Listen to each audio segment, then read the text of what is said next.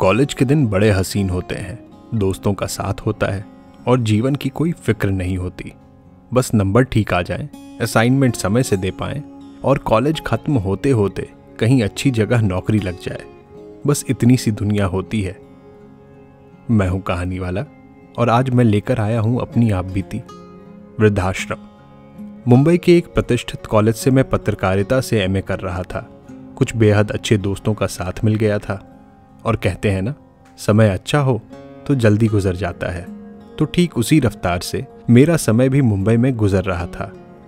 हमारे सिलेबस में एक बाहर जाने का एजुकेशनल ट्रिप भी था, तो कॉलेज की तरफ से हमें शांतिवन नामक एक गांधी आश्रम ले जाया गया, जहां हमें गांधीवादी जीवन शैली से अवगत कराना जाना था।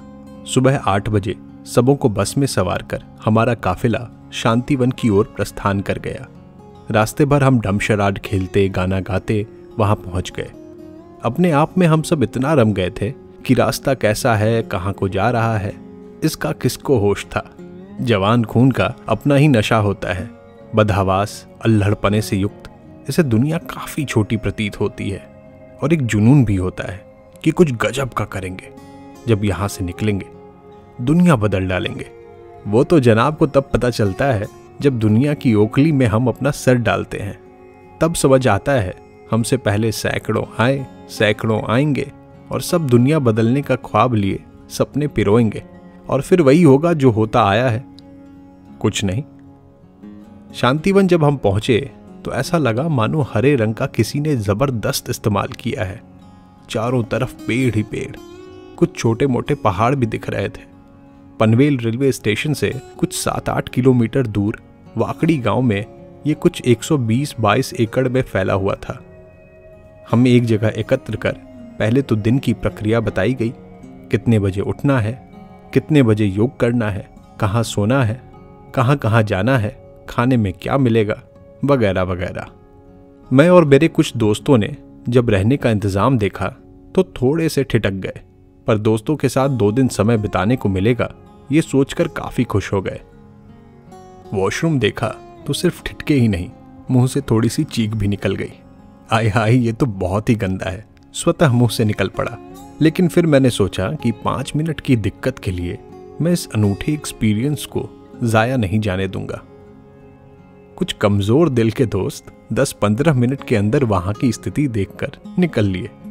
खाने का तो मैं ना बताऊं तो ज़्यादा बेहतर होगा, पर चूंकि मेरा जीवन हॉस्टल्स में गुजरा है तो मुझे उससे भी बदतर खाना देखने और खाने को मिला है। फिर हमें एक गांधीवादी सज्जन शांतिवन दिखाने लेकर चल पड़े। यह स्थान कुष्ठ रोगियों को ठीक करने के लिए जाना जाता है। इनके अथक प्रयासों से इन्होंने न सिर्फ कुष्ठ रोग से संबंधित दुर्भावनाओं को दूर करने की कोशिश की है, बल्कि सही इलाज पहुंचाकर इनके संख्या को भी काफी घटाया है। हम वहां कुछ कुष्ठ रोगियों से मिले। इन्हें कुछ काम भी सौंप रखा था, जैसे कि बांस के दोगचे वगैरह बनाना। इनसे इनका इलाज और जीविकोपार्जन हो रहा था। हमें खेत भी दिखाए गए और कुछ शहरी बच्चों को फसल देखने का मौका मिला। फिर हमें शाम में योग भी कराया गया और हम खुद कुछ दोस्त अलग अलग झुंड में शांतिवन में थोड़ी अशांति फैलाने निकल पड़े।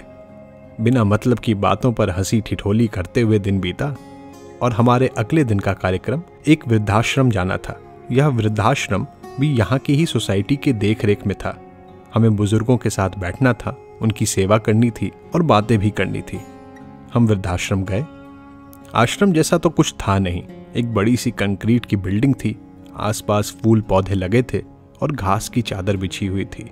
प्रवेश करते ही एक बड़ा सा बरामदा था, जहाँ कुछ बुजुर्ग चेस कैरम बोर्ड खेल रहे थे, कुछ अखबार पढ़ रहे थे और कुछ यूं ही आंखें मूंद रिक्लाइनर पर बैठे थे। बरामदे से अंदर गया तो 3-4 कमरे एक सीध में थे, जिसमें से एक कमरे में कुछ 8 बेड्स होंगे। कुछ खाली थे, कुछ पर कुछ ज्यादा ही बुजुर्ग होंगे वो लेटे थे। हमसे कहा गया लंच का समय हो गया है और हमें उन बुजुर्गों को खाना खिलाना था जो बेड रिडन थे।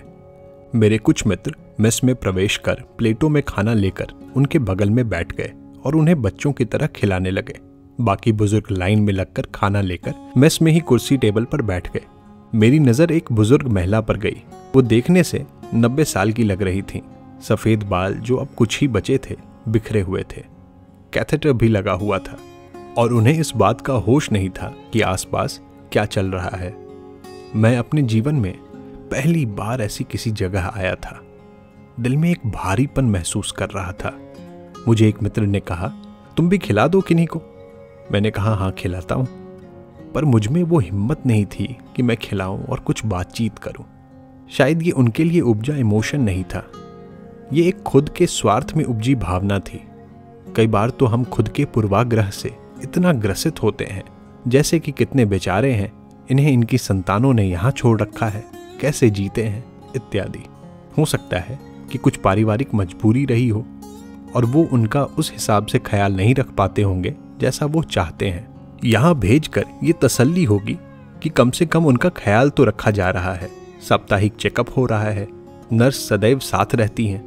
किन्हीं के बच्चे बाहर चले गए होंगे और साथ नहीं ले जा पा रहे होंगे, या कोई स्वयं अपनी इच्छा से यहाँ आए होंगे कि मुझे अपने बच्चों पर भार नहीं बनना है। साथ ही मैं अपने आप को इस नकारात्मकता से भी रोक नहीं पा रहा था कि इनमें से कुछ ऐसे भी होंगे जिन्हें उनका परिवार रखना ही नहीं चाहता होगा। कारण कुछ भी हो, एक निरंतरता तो इन सब में थी, और वो यह थी कि ये उम्र दराज हो चले थे और ये आत्मनिर्भर नहीं थे। इनका खाना रख रखाव दूसरों पर निर्भर था। मैं वहां से निकल आया क्योंकि इतने विचार दिमाग को घर कर गए थे कि मैं व्याकुल हो गया था।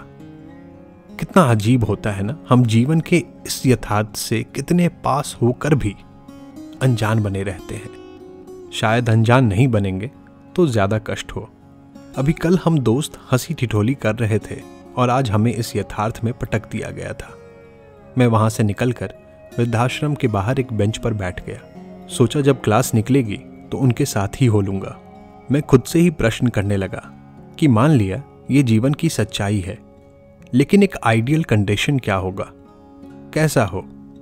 मेरे जैसा ही अगर कोई हो जो बचपन से हॉस्टल्स में रहा, क्योंकि मेरा शहर छोटा था और शैक्षिक व्यवस्था अच्छी थी नहीं। 10वीं 12वीं इंजीनियरिंग और अब पोस्ट ग्रेजुएशन भी बाहर से कर रहा था और वाजिब था कि नौकरी बाहर ही करूंगा। तो यक्ष प्रश्न यह था कि मेरे माता पिता भी बुजुर्ग होंगे। उन्होंने अपनी सारी जिंदगी उस छोटे से शहर में गुजार दी। अपना सारा ताना बाना उन्होंने वहीं बुना है। एक वक्त ऐसा आएगा जहां उन्हें मेरी सबसे ज्यादा जरूरत होगी। तो मैं अपने जीवन को यहां छोड़ उनके पास चला जाऊं या उन्हें अपने पास ले आऊं। एक आइडियल सिचुएशन में मुझे जाना चाहिए, क्योंकि उनके लिए यहाँ कुछ भी रिलेटेबल नहीं है। पर यहाँ तो मैं अपनी ही जिंदगी बना रहा हूँगा और मेरा परिवार भी होगा, जिसके लिए मेरे शहर से उनकी कोई रिलेटेबिलिटी नहीं होगी।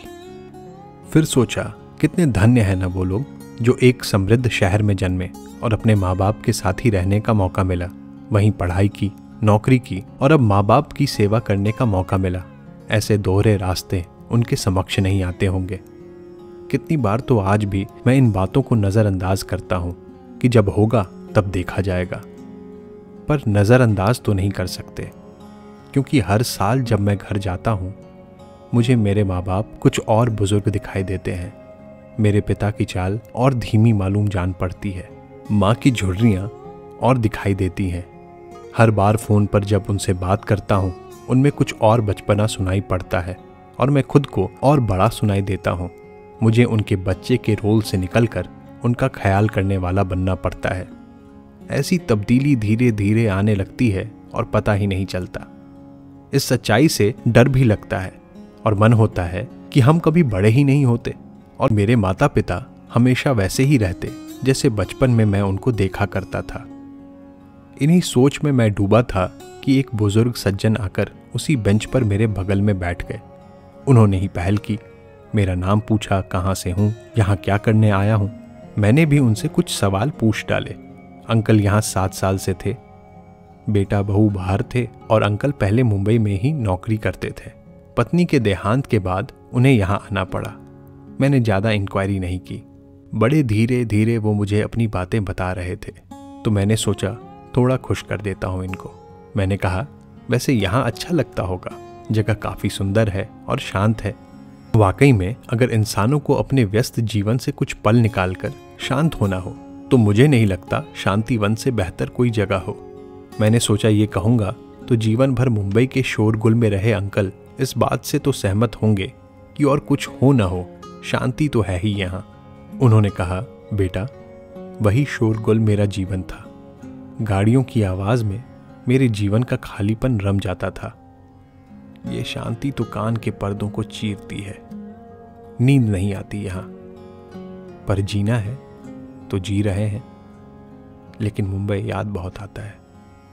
मैं कुछ बोल ही ना पाया। मेरे दिमाग की यथास्थिति साफ हो चुकी थी। मुझे पता चल गया था कि मैं अपने माता पिता का ख्याल कैसे रखूंगा, वह भी उन्हें बिना बताए, क्योंकि वो कभी मानेंगे ही नहीं कि उन्हें मेरी ज़रूरत है। पर हर माँ बाप को होती है। हमारे इस दुनिया में आने के बाद हम ही उनका जीवन बन जाते हैं।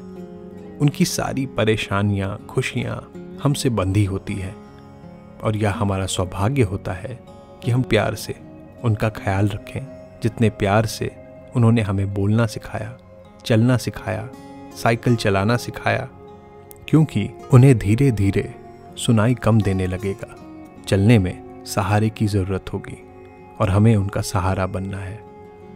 उस 5-10 मिनट के वार्तालाप ने मेरे जीवन को एक नया आयाम दिया। मेरे सारे प्रयास बस अब इसी ओर होते हैं कि इस बड़े शहर पर मेरी निर्भरता कम हो, ताकि मैं अपना ज़्यादा से ज़्यादा समय उन्हें दे पाऊँ। मेरे यहाँ के परिवार को भी दिक्कत न हो, क्योंकि उन्होंने भी यहीं का जीवन देखा है, और मैं अपना समय दोनों के बीच अच्छे से बांट पाऊँ। छोटे शहर से होने के अपने खामियाजे हैं, उन पर फिर कभी। इस अंक में बस इतना ही। कुछ नए कहानियों, कविताओं के साथ फिर मिलूंगा अगले रविवार को।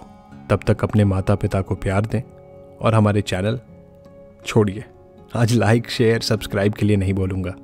दिल की बात थी, दिल तक पहुँचानी थी। मैं हूँ कहानी वाला।